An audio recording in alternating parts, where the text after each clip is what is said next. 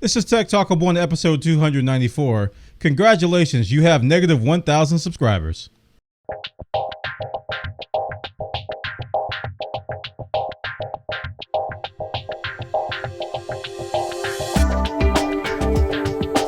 Welcome to Tech Talk with Bwana. This technology podcast covers tech news and reviews for the entire week. And now here's your host, me, Bwana McCall.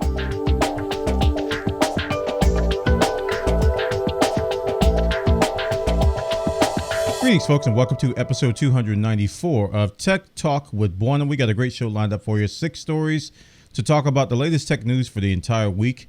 This podcast covers that stuff and then some. We talk about the latest news. I give you my take on it, and we just discuss it. You guys discuss stuff in the comments, and, you know, that kind of thing happens here at Cassidy, twitch.tv/Bwana, youtube.com/Bwana, twitter.com/Bwana. So I want to thank everybody for coming by and listening today. We're up on soundcloud.com/Bwana TV as well if you want to check out the audio format. And today we got some stuff related to, battery stuff with Samsung again. YouTube is in the news big time, and we got some Google Chrome, Windows 10 topics to talk about as well. It should be a pretty fun show. I don't think it's going to go over the allotted 30 minutes to an hour time frame. If it does, I'll blame some random object. We got a great show lined up for you, episode 294 of Tech Talk with Bwana.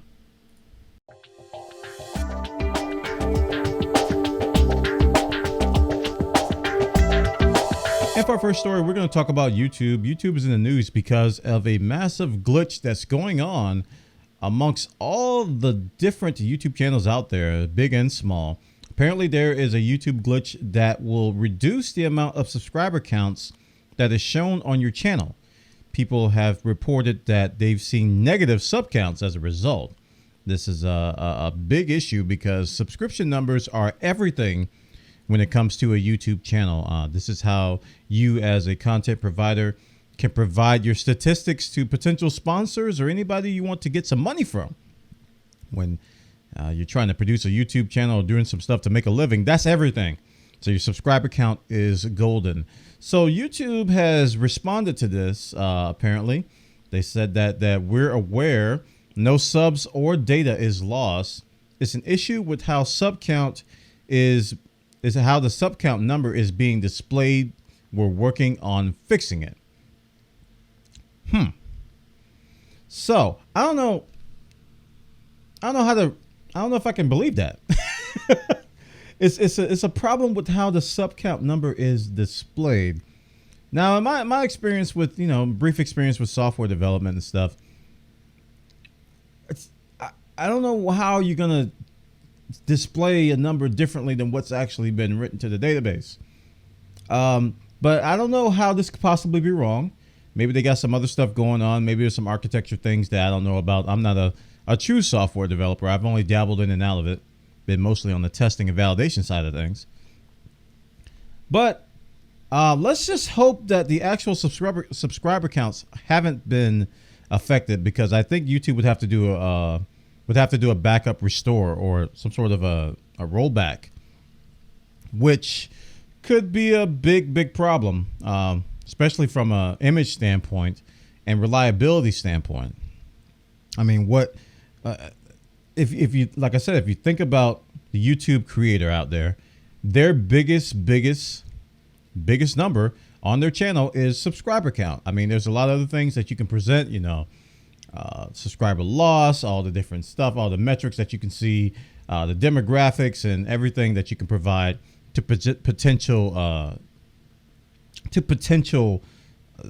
sponsors and whatnot. But the subscriber number is what the first thing people look at when they're looking at your channel from that perspective.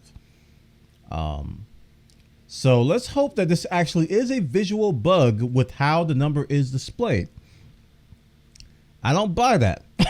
But let's just hope it's as simple as that. I don't buy that. I think there's something else going on here that YouTube is not telling us. Now, the problem stems from when you unsubscribe from a channel, it counts it as 2 unsubscriptions instead of 1. So in essence, you get a net gain of -2 instead of -1, which I think is what's happening with some of these channels that are showing negative subscriptions. So check this story out, guys. I got it from socialblade.com, but it's all over the web. YouTube is under fire, man. They're in a little bit of trouble. They're under fire about the subscription count and what's going on. What is actually happening with YouTube? Are the subscriber numbers actually declining, or is it just a visual glitch as they describe on Twitter? Check it out, guys. And for our next story, we're going to continue to talk about YouTube. They're introducing a new feature over at YouTube to combat the likes of Facebook Live. YouTube is now allowing anyone with 10,000 or more subscriptions to stream live from your mobile device. They're going to be rolling out this live streaming feature over the next few days, and definitely to compete with Facebook Live, because Facebook Live has definitely come out of nowhere, and tons and tons, and I guess we want to say hundreds of thousands of people are using it all the time. They're also going to launch, in conjunction with this mobile streaming effort, a feature called Super Chat, which allows individuals to highlight their messages for a fee. Kind of similar to what you see some of the features on Twitch, which you can do cheers and your message is highlighted and kind of stands out. The same is going to be true where in Super Chat, it's like paying for a front row seat in the digital age is what YouTube is calling it. Essentially, you pay some money and your message stands out. This is a common thing in live streaming. Kind of from a content provider perspective, you know, I don't like to see trends like this. I see it on Twitch all the time. I'm going to go on. This is a tangent. This is officially a tangent. I don't like to see when individuals have to pay money to get the attention of a live streamer, because I'm from the OG golden age of when you talk to pretty much everybody in your chat that is worth talking to. You know, you got trolls and whatnot, but still, you know, you shouldn't have to donate. I mean, you see this all the time on Twitch. People donate and they tip just to get the streamer to watch a video, to read a message, to ask them a question. That to me is, I know streamers are making hundreds of thousands of dollars a year on this stuff, but that to me is so petty. I can't, if my channel ever comes to that, I don't think I'd feel, I don't know how to be able to look at myself in the mirror. I don't want my channel, I don't even like to see anybody's channel that I like devolve into that. And I've seen a lot of bigger Twitch channels turn into that. So this super chat feature of YouTube is kind of leading credence and trying to, you know, give life to that kind of feature, which I think is not good for the industry. It's a very, very petty way of getting the attention of someone. It's like, you put a quarter in the machine. Go, can I ask a question? Put a quarter in the machine. Can I ask a question? You know, it's just like, it's a nickel and diming technique, but it's not something that I saw. Like when I saw the stuff like materialize on Twitch, it's not something that I saw the streamer actually promote or actually encourage. It just kind of happened. People noticed that the streamer would read all the tip messages and they just said, okay, that's how I get their attention. Instead of just talking to them in chat, mentioning their name. Like I always tell people in my chat, I know a lot of other streamers do as well, just mention my name in the chat. It'll highlight it. I'll answer your question. I'll look at what you're saying, unless you're saying something that doesn't require an answer. You shouldn't have to give me a tip to ask a question. That's so crazy. Anyway, this super chat feature that YouTube is gonna roll out, I think it's gonna amplify that, and I don't want to see that happen. But the good news is that mobile streaming is making a comeback. It came about way back when I started streaming, 2005, 6, 7-ish. You know, we had some mobile streaming kind of ideas, and I think some of the mobile streaming apps that were developed on the early iPhones and the early Android devices, you know, promoted live streaming right from the device, but it kind of died out. And now it's kind of making a comeback again. Even Twitch is talking about doing mobile streaming coming later this year and following the curtails of YouTube and Facebook. So we're seeing a lot of bigger platforms come about with live streaming from your mobile device. I got to say, it's kind of been a long time coming. I wonder why it's taken this long, honestly. The data transfer rates are there. They've been there for years. The infrastructure's there. The technology's there. I don't know. I guess the demand wasn't, and I guess people are seeing the demand for it now. Apps like Periscope that Twitter bought, they were pioneers in this area. They really promoted live streaming from the mobile device, and even livestream.com was a big proponent of streaming from your iPad, iPhone, iOS devices directly. I know this because I recently delved back into this world when Pokemon Go was a thing, and I was trying to stream my Pokemon Go live efforts as I moved around from a mobile device, and it was not fun. And oddly enough, the easiest solution out there was YouTube Gaming, where you can stream a game live from your phone. So naturally, YouTube live streaming from your mobile phone on your camera is going to be the next step for YouTube. Check it out, guys, over on Reuters.com. They got the announcement. YouTube announced it on their blog. Live streaming, mobile live streaming is coming to YouTube, as well as a super chat feature, which allows users to amplify their messages via the monies. Check it out, guys. And for our next story, we're going to talk about the idea of spying TVs. Your TV is now spying on you. These smart TVs are smarter than you may think. The U.S. Federal Trade Commission, aka the FTC, on Monday said that Vizio, the makers of some wondrous smart TVs, has agreed to pay a $2.2 million settlement charge that it installed software on its TVs to collect viewing data on 11 million TVs without consumers' knowledge or consent. 1.5 million that will go to the FTC, while 1 million will go to the New Jersey Division of Consumer Affairs. What? Well, okay. We'll get back to that. So apparently these smart TVs were sending data, even when they were turned off. Now, smart TVs are connected to the internet, in case you didn't know. And they give us things like Netflix and smart apps and be able to update firmware over the internet, all kinds of cool stuff. And this particular case, I mean, this is something that happens with Samsung and LG as well. These programs, they send the data that you're watching back to the company, and they sell that data to third-party providers. Now, this is a common practice, sadly. And the thing is that you're supposed to be told this. You're supposed to be able to be, you're supposed to be told this, and you're supposed to agree to it before you're using the phones. Same thing you do with Facebook. Facebook makes you agree to take your data and make banana cream pie with it if you want, and you have to do that if you use Facebook. You agree to that. But this goes without this happened without consumer consent. Nobody knew this would happen. Now, the thing that gets me about this is that not only was it the data that you watch, I can kind of see them sending, what you're watching, kind of like Nielsen ratings and stuff, but like in the 2017 realm. But what they were sending were your sex, age, income, marital status, household size, education level, home ownership, and household value. They were collecting all of that data and selling it to third-party providers for who knows how much. For who knows how much they were selling this data for. And you gotta know, I mean, if you got any kind of sense, any kind of common sense, that they probably made a lot more than this 2.2 million fine. I imagine 2.2 million was made probably in a couple weeks. And it's kind of laughable that this settlement was only 2.2 million. And the breakout was that 1.5 went to the FTC, and the other million went to New Jersey. Okay, so all the people that were affected, they get nothing. You get nothing. It's not even about a payout. It's more about these. I think Vizio should be held. I think they should be held accountable for this. This is not even a slap on the wrist. This is more like a light tap on the fingernail. Like, don't do it again. Don't do it again. It's a light tap on the fingernail. And it's I gotta say it's disgusting. Now, there were several reasons why I wanted a smart TV and several reasons why I did not.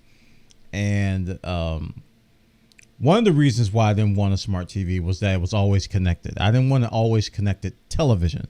Now, I've got always connected devices all over my house. Didn't want my TV to be one of them. And I want my TV to remain offline for my own reasons. And I mean, if your TV was offline, this stuff would be impossible to happen. It just wouldn't happen. I know a lot of people are living by today's standards. This is the year of 2017, as people say. If you don't want your data out there, you shouldn't be using devices connected to the internet or even using the internet. Well, I'm not going to completely dismiss my privacy without my consent by using a device. So you can take that point on this story and just punt it. You can just punt that one. They did this without telling anybody, which is a huge no-no and against many, many consumer protection laws all over the world. But it just goes to show how much these companies are willing to take if you give them an inch. They will take miles and kilometers, if you will. You guys are in the metric system. They will take so much more and then some. And they make a ton of money on this information. Now, they've been told to delete this data that they collected before March 1st, 2016, and implement a comprehensive data privacy program and biennial assessments of its program. Slap on the wrist. So I don't know, guys. If you have a smart TV, you might want to reconsider. Which company you're getting it from. Make sure that they disclose this information. Try to find out what information they got on you. Because if I buy a TV, even a smart TV, I mean, I got a decent amount of common sense, but I don't think my TV is going to send back my sex, age, income, marital status, household size, education level, home ownership, and household value back to the company that I bought the TV from. I mean, I got some common sense, but that's just a little bit much of information to gather. Now, they actually gleaned this information based on the IP addresses that were returned back to them. The TV didn't collect this information. This stuff was data mined. They took it a step further and data mined this information based on your IP address and who knows what else. So again, if you just gotta get a smart TV, if you just gotta have one, you just gotta buy a smart TV, make sure you know what you're giving up. Okay. You don't have to have a smart TV. I mean, there's devices like, Chromecast, which, has its own data privacy issues. There's Amazon Fire Stick. There's I can't remember all the names of them. There's a bunch of Apple TV. A bunch of people make these devices where you can buy a separate device that's always connected. That's probably sending data as well, but it's not your TV. You can turn on your TV and you don't have to worry about your TV doing that. So check this story out, guys. Over on CNET.com, they got the details about how Vizio has been forced to pay $2.2 million, but the consumers are getting none of that. And it's a laughably small price to pay for such a huge violation. Check it out on CNET.com. They got the details over there. And for our next story, we're going to talk about Samsung, and I'm going to try not to laugh. I'm not going to laugh. That's a cough, not laugh. Samsung has had yet another battery snafu, as if it couldn't get any worse. This was a little bit, less severe than the other things, but apparently a factory in China had a portion of their factory, a small factory fire occurred. And it was due to batteries. And it was due to faulty batteries which were disposed of. So that's the silver lining in this article. But I mean, from a PR standpoint and just looking at Samsung from the outside in, I mean, they're just getting beat up, man. It's just batteries blowing up, washing machines blowing up. It's everywhere. And catching fire. So this is a company affiliate battery plant. And again, it was a minor fire. It was caused by waste products containing faulty batteries. It's been extinguished and there was no injuries reported. So that's the good news. The bad news, again, Samsung doesn't need this. They just had that really, really big presentation, really well thought out infographic which showed all the problems and why their batteries were, the Samsung Galaxy Note 7s, why the batteries were faulty. I understood it. I don't know anything about batteries, but I understood it. It was easy to read, easy to digest. They probably invested a lot of money into doing that. And right after that happened, this happens. Factory catches on fire because of batteries. You just can't make this stuff up, man. It's almost like, if you look at it, I could make a Hollywood movie off of this.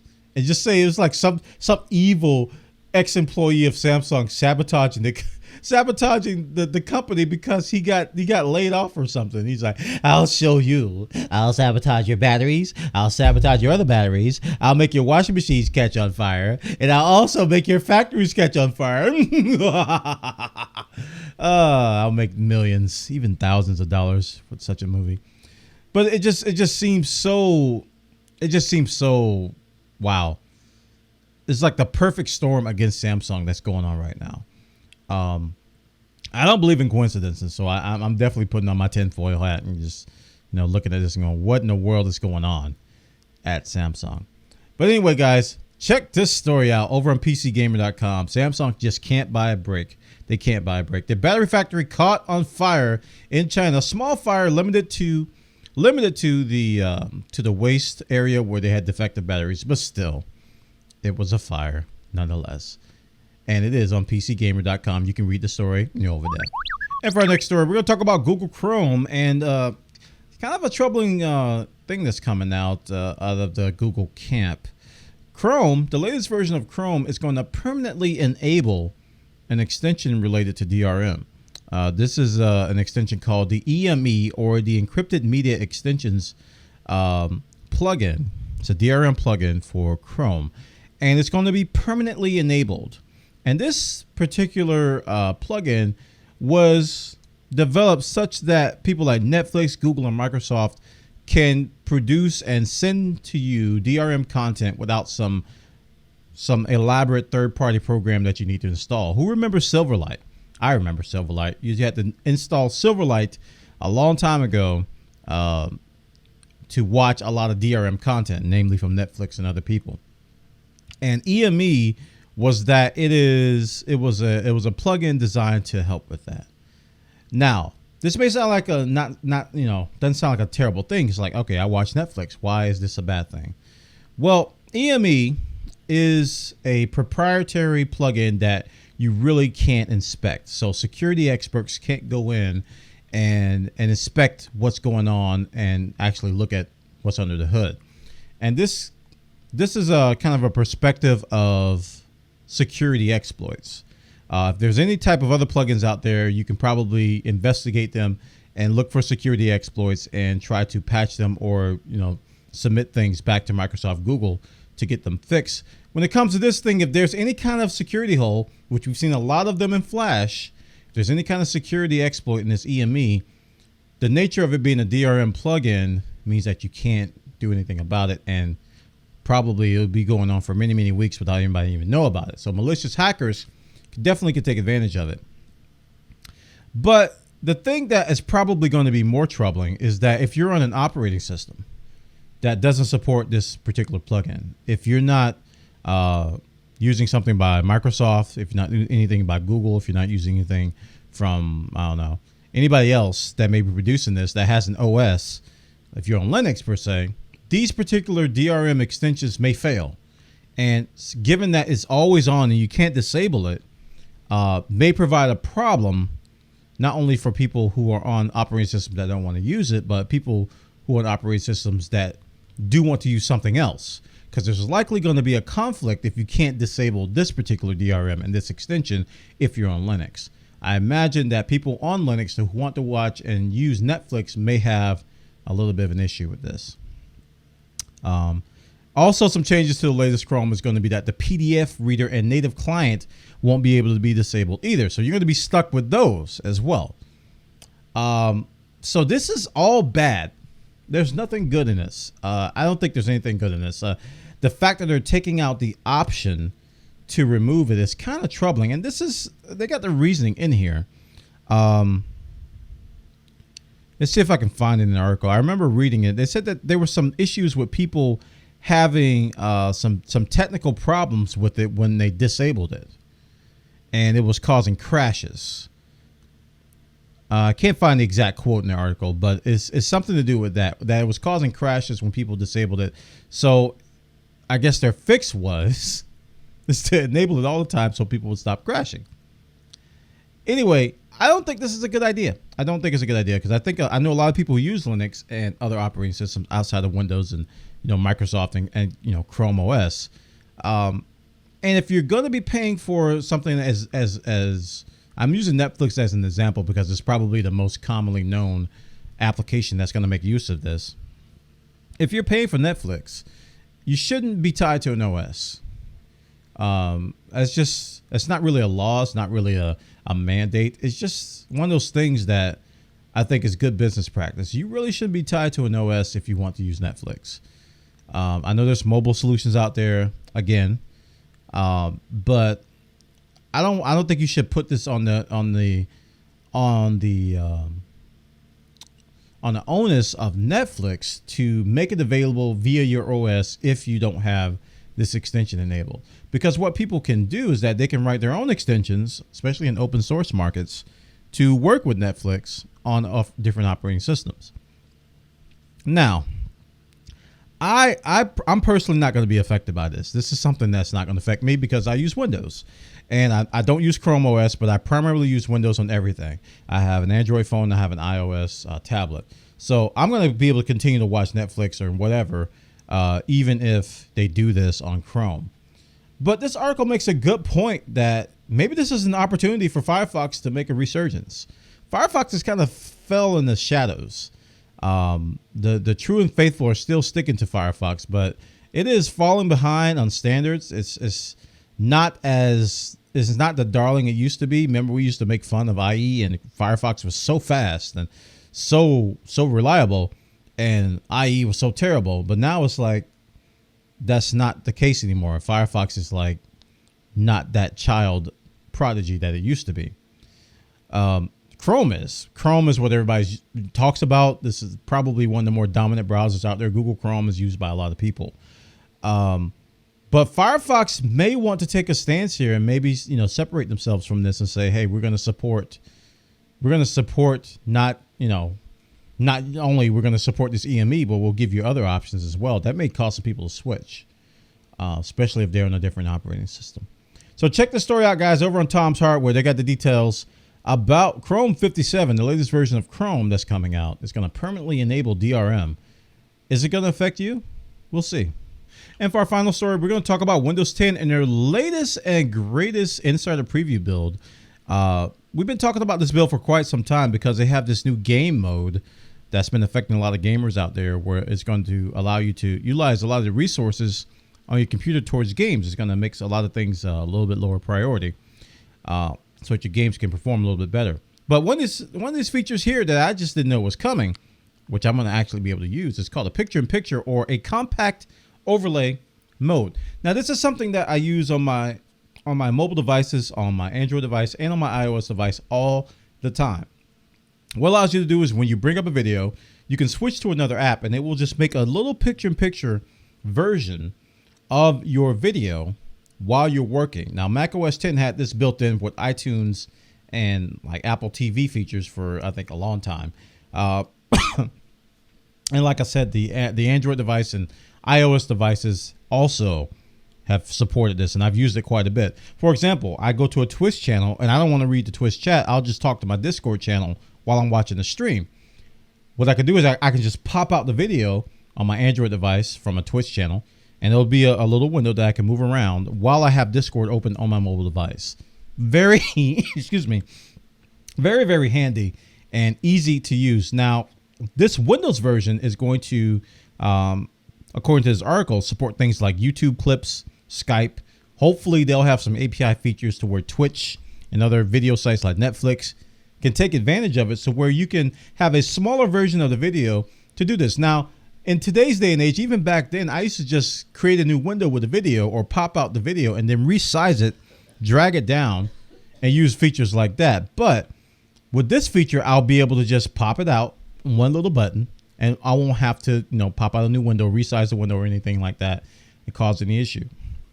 So this is something I'm actually looking forward to. This is the first thing that I've read about in the Windows 10 Insider Preview build that I'm actually looking forward to. The game mode stuff, all that other stuff, I really don't care about. This, however, I will use in my day-to-day. So let's hope that it's actually stable and easy to use. Check it out, guys, over on thegadget.com. They got the details about Windows 10, their latest preview build, getting a picture-in-picture compact overlay mode to give you a quick pop-out of video while working on other things. And that concludes episode 294 of Tech Talk with Bwana. I want to thank everybody for listening and watching today.